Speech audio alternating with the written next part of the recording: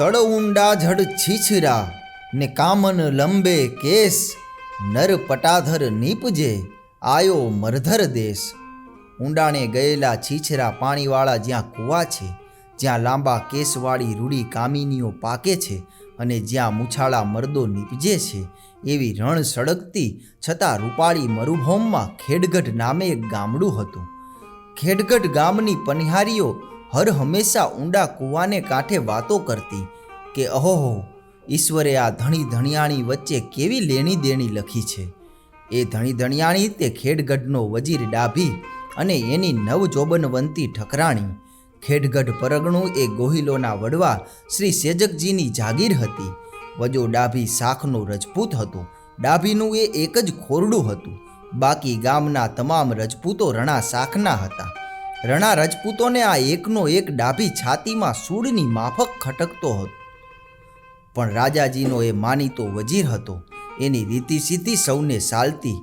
એનું સંસાર સુખ પણ શત્રુઓથી સહેવાતું નહીં. પનિયારીઓ આપસમાં વાતો કરતી કે એવી ગુણિયલ અને રૂપવંતી રંભા ઈશ્વર કોને કયા પુણ્યના બદલામાં આપતો હશે તેની તો કાંઈ ખબર જ નથી પડતી બાઈ. એક દિવસ વજીરના વહુ ભેંસ દોવા બેઠા છે. એની જોરાવર આંગળીઓની અંદર ધીંગા આંચળ રમી રહ્યા છે.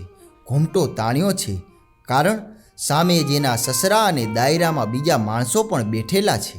તેવામાં સામે એક કાળોતરો સાપ ચાલ્યો આવતો દીઠો. સાપ છેક લગોલગ આવી પહોંચ્યો. પાસે કોઈ માણસ નહોતું. ચીસ પાડે તો રજપૂતાણીની હાંસી થાય, ચાલી જાય તો સાપ એ હાથણી જેવી ભેંસને ફટકાવે અને ચૂપચાપ બેસી રહે તો પોતે એ કાળનો ભક્ષ બને. વિચાર કરવામાં એટલો વખત ગયો ત્યાં તો સાપ લગોલગ આવી પહોંચ્યો, પણ ક્ષત્રિયાણી ન થડકી. એને સૂજી આવ્યું. પગ પાસે સાપ આવ્યો એટલે એની ફેણ બરાબર પોતાના પગ નીચે અનોધા જોરથી દબાવી દીધી. સાપનું બાકીનું શરીર બાઈના પગને વીંટળાઈ ગયું. ચૂપચાપ શાંતિથી બાઈએ દોવાનું કામ પૂરું કર્યું.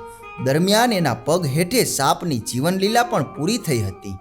ઉઠીને મરેલા સાપની પૂંછડી ચાલી પછવાડેના વાળામાં ઘા કરી એ કોણીઢક ચૂડાવાળી રાજપૂતાણી દૂધના બોઘરા સોતી ઓરડામાં ચાલી ગઈ. સામે બેઠેલો બૂઢો સસરો આ બધો તમાશો એકી નજરે નિહાળી રહ્યો હતો. સાંજ પડી. દીકરો દરબારમાંથી ઘેર આવ્યો. બાપે દીકરાને પોતાની પાસે બોલાવીને એકાંતમાં પૂછ્યું, વજા, હું કહું તેમ કરીશ? બાપ ઉપર આસ્થા રાખનાર વજો બોલ્યો, ફરમાવો એટલી જ વાર. ત્યારે તારી સ્ત્રીનો આજ ઘડીએ ત્યાગ કર. વજાના હૈયામાં ધરતીકંપ ફાટી ગયો. એની આંખમાં અંધારા આવ્યા. એનાથી બોલાઈ ગયું, કોનો? તારી ઠકરાણીનો. એનો એ જ કઠોર જવાબ વધુ સ્પષ્ટ સુરે એના કાને અથડાયો. વજાના મગજમાં એક જ વિચાર ભર્યો હતો કે બાપુ વિના કારણે કદી આવું ન ફરમાવે. નક્કી કાંઈક બન્યું છે. પોતાની સ્ત્રીના ઓરડા તરફ વળ્યો. આજ મોતના મોંમાંથી બચેલી બાઈ રોજથી સવાયા શણગાર સજીને આજ આતુર હૈયે વાટ જોતી બેઠી હતી કે ક્યારે એ આવે ને હું પિયુજીને મારા પરાક્રમની વાત કરું. એ આવ્યો. હસીને જ્યાં ઠકરાણી બોલવા જાય છે ત્યાં તો ધણીએ હુકમ સંભળાવ્યો કે તને અટાણથી રજા છે. રજપૂતાણીએ પલક વારમાં જોઈ લીધું કે એ મસ્કરી નહોતી. એણે માત્ર એટલું જ સામું પૂછ્યું કે મારો વાંક શો? એ તો બાપુ જાણે. બાપુની આ આજ્ઞા છે? હા, બાપુની. એને એ વસ્ત્રે ઘૂમટો તાણીને રજપૂતાણી સસરાજી પાસે ગઈ. પાલવ પાથરીને પૂછ્યું, બાપુ મારો કંઈ વાંક ગનો? બેટા, સસરાએ જવાબ દીધો, તમારો કાંઈ ગનો થયો નથી, પણ તમારે અને અમારે માગણું નહીં એટલે આમ બન્યું છે. બીજો કાંઈ ઉપાય નથી. સસરાના મનમાં તો એક જ વાત હતી કે સર્બને પગ નીચે કચરનારી આવી બડુકી સ્ત્રી કોઈક દી એના ધણીનો પ્રાણ લેશે. એ જ વખતે વેલડું જોડાયું. રજપૂતાણી ધણીનું મોં પણ જોવા ન પામી. વેલડું એના પિયરને માર્ગે ચાલી નીકળ્યું. રજપૂતો, મારી દીકરીને હવે સુખ નથી જોતું. એને તો હું હવે મરેલી જ માનું છું, પણ મારે વેર લેવું છે. મારી નિષ્કલંક કન્યાને કાઢી મૂકી એનો બદલો લેવો છે. એના શત્રુ રણા રજપૂતના ઘરની હેલ ઉપાડીને મારી દીકરી પાણી ભરે એ જ મારે એને બતાવવું છે. પણ ભાઈ, કાઢી મૂકવાનું કારણ સમજ્યા વિના અમારાથી એને ઘરમાં ન ઘલાય. કારણ કોઈએ નથી કહ્યું. અરે રે રણા ભાઈઓ, વેર લેવાનો આવો જોગ ફરી નહીં મળે હો. કોઈક તો રજપૂત બચ્ચો નીકળો.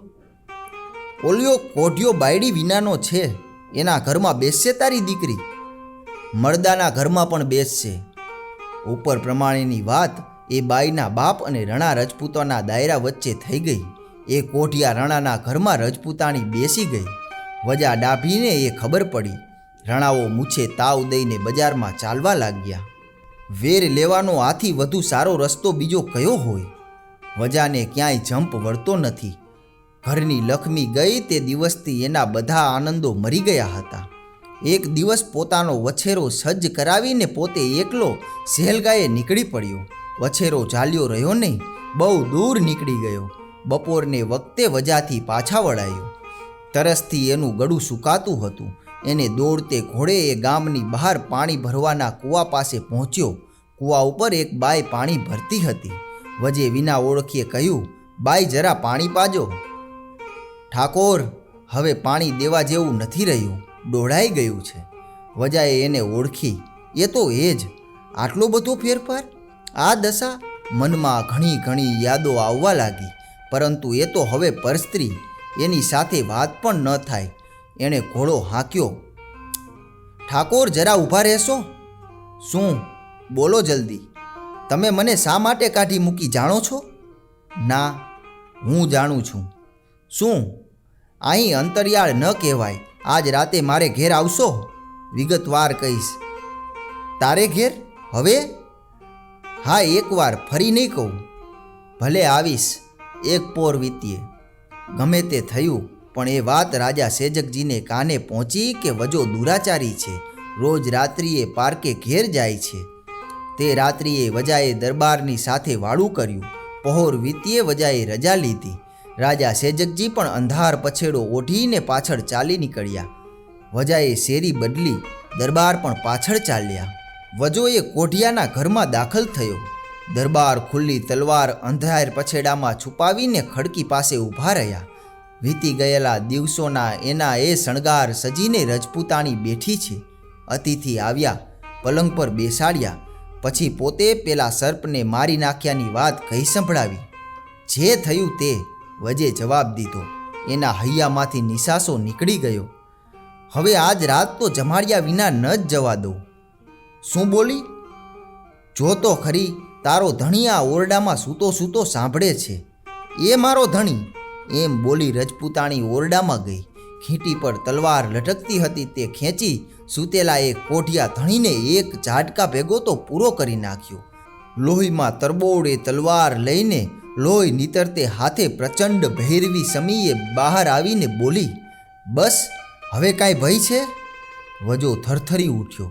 એ સમજી ગયો કે હું જો આનાકાની કરીશ તો મારો પણ એ જ હાલ બનવાના અને ચીસ પાડીને મારી આબરૂ હણવાની. એણે કહ્યું કે સારું, પણ તારે અંગે ખૂબ લોહી ઉડ્યું છે. નાહી લે, પછી આપણે થાળ જમીએ. રજપૂતાણી નાહવા બેઠી. એ લાગ જોઈને વજો ભાગ્યો. બાઈએ એને ભાગતો જોયો. વિશ્વાસઘાત કે? એમ બોલીને દોડી, પણ ચોર તો ડેલીના બહાર નીકળી ગયો. દરમિયાન તો બાઈએ મોટો શોર બકોર મચાવી મૂક્યો છે કે મારા ધણીને મારી નાખ્યો, મારી નાખ્યો, દોડો દોડો. રણાઓ ચોમેરથી દોડી આવ્યા. બાઈએ પોતાના ધણીના કટકા બતાવીને કહ્યું કે વજો મારી લાજ લૂંટવા આવેલો. એણે મારા ધણીને ગુડ્યો. મેં ચીસ પાડી એટલી એ ભાગ્યો. જુઓ આ પડી એની મોજડી. સાચો સાચ વજો ઉતાવળમાં ઉઘાડે પગે જ છૂટી નીકળ્યો હતો. રણાઓએ રડા રોડ કરી મૂકી. બાપુની પાસે રાવ પહોંચાડી. બાપુએ મોં મલકાવીને જવાબ દીધો કે હું જાણું છું, વજો નિષ્કલંક છે. રણાઓએ કહ્યું, હવે હદ થઈ. બાપ પોતે ઉપર રહીને આપણી લાજ લેવરાવે છે. આ કૃષ્ણનો ભક્ત દરબાર હવે કાં તો સેજકજીના રાજ નહીં ને કાં આપણે નહીં. પ્રપંચ રચીને રણાઓએ કનોજથી સેજકજીના ભાણેજ રાઠોડને કહેણ મોકલ્યું કે આવો ખેડગઢની ગાદી સોંપીએ. રાઠોડ પોતાના 1200 સવાર સાથે શસ્ત્ર ધરીને આવ્યો. મામાએ જાણ્યું કે ભાણજ આનંદ કરવા આવે છે. મામાએ ઝાઝા આદરમાન દીધા. રણાઓએ ગામ બહાર ભાણેજને માટે કસુંબા શિરામણ કરાવ્યા. દરબારને તેમજ વજા ડાભીને આમંત્રણ આપ્યું. દરબારના યોદ્ધાઓને ખૂબ દારૂ પાયો. પછી રાઠોડના સૈનિકો તૂટી પડ્યા. રણાઓ સહાયે ચાલ્યા ને ખેડગઢનો કબજો લીધો. વજો મરાયો. ફક્ત સેજકજી પોતાના પરિવારને લઈ એક રથમાં બેસી નાસી છૂટ્યા. રથ જોડીને સેજકજી સૌરાષ્ટ્રની અલબેલી ભૂમિ તરફ ચાલ્યા આવે છે. શ્રી કૃષ્ણના એ સાચા ભક્તને દિલે શું ગયું ને શું રહ્યું તેની લગારે ઉદાસી નથી. પોતાના પ્રભુ મુરલીધરની મૂર્તિ પોતાની સાથે જ છે. એ જ એને મન 14 ભુવનના રાજપાટ સમાન દિશે છે. રસ્તામાં એક રાત્રિએ એને મુરલીધર પ્રભુએ સ્વપ્નમાં આવીને કહ્યું, રે ભક્ત, ફિકર કરીશ નહીં. આ રથનું પૈડું જે જગ્યાએ નીકળી પડે ત્યાં જ વસવાટ કરજે.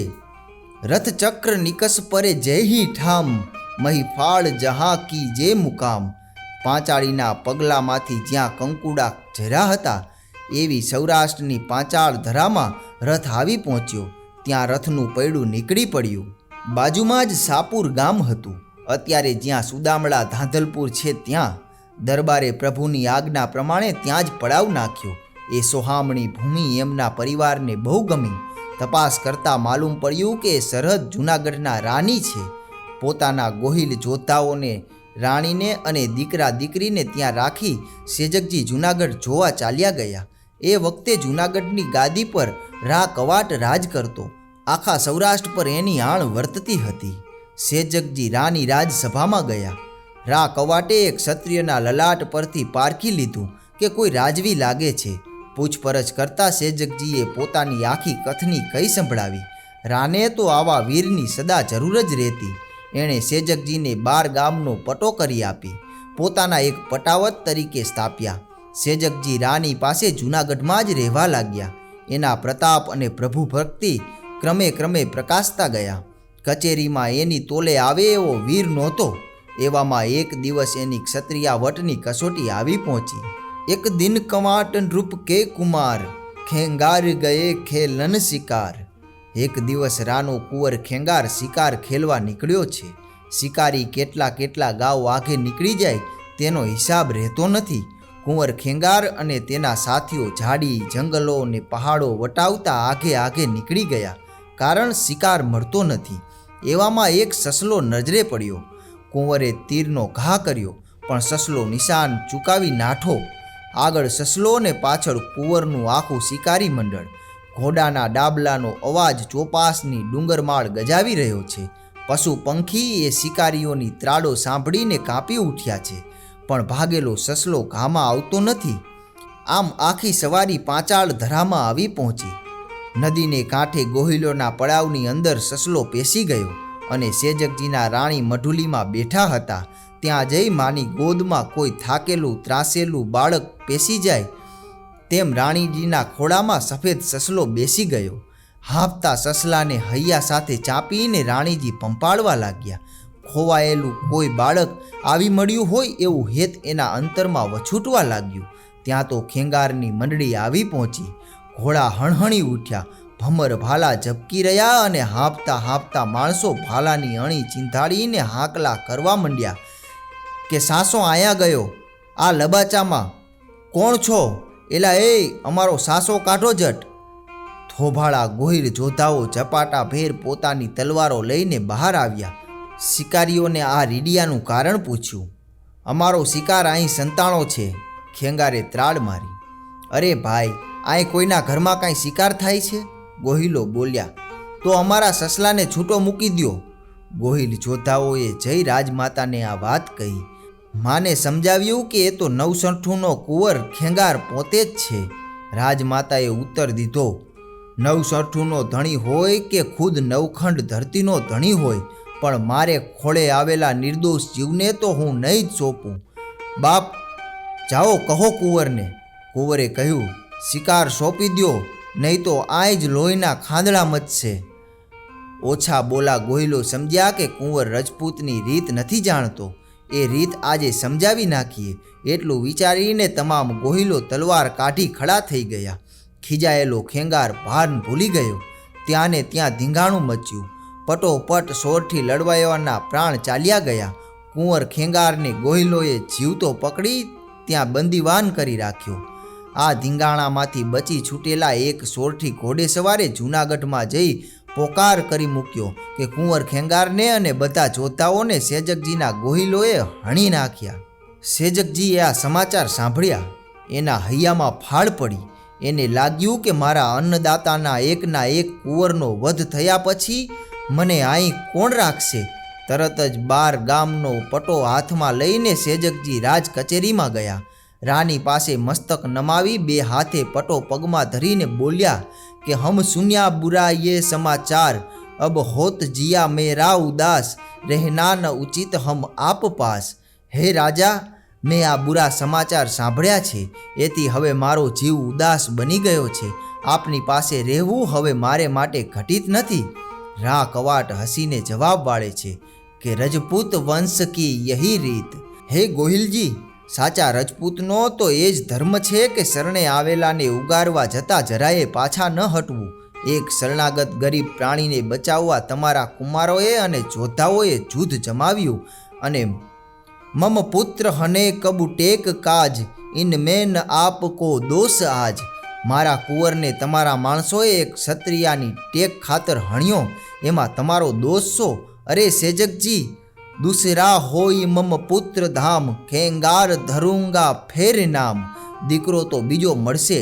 કુમાર ખેંગાર ભલે ને મરી ગયો, બીજો કુંવર જન્મશે, તેનું નામ ખેંગાર પાડીશ. પણ હે ગોહિલ, તુમ જૈસા ક્ષત્રિય ભટ્ટ પ્રબીન, હમકુ મિલના હોવે કઠિન. તમારા સરીખો સુરવીર ને ટેકીલો એક ક્ષત્રિય સુભટ મને બીજે ક્યાં મળે? માટે જાઓ, ફિકર કરોમાં, તપાસ કરો કે શું બન્યું. સુખેથી ખેંગારનું મળદું અહીં લઈ આવજો.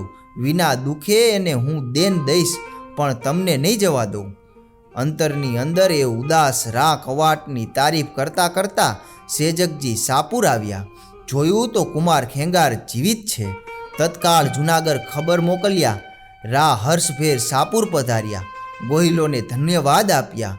એ સુરી ક્ષત્રિયાણીને પણ ધન્યવાદના ખબર મોકલ્યા. સેજકજીએ પોતાની દીકરી બાલમ કુંવરીને એ જ વખતે ખેંગારની સાથે પરણાવ્યા. જૂનાગઢમાં ભર દરબાર વચ્ચે રા કવાટે સેજકજીને બીજા 12 ગામનો પટો કરી આપ્યો. એ વખતે સેજકજીએ પોતાના નામ પરથી સેજકપુર નામનું ગામ બાંધ્યું.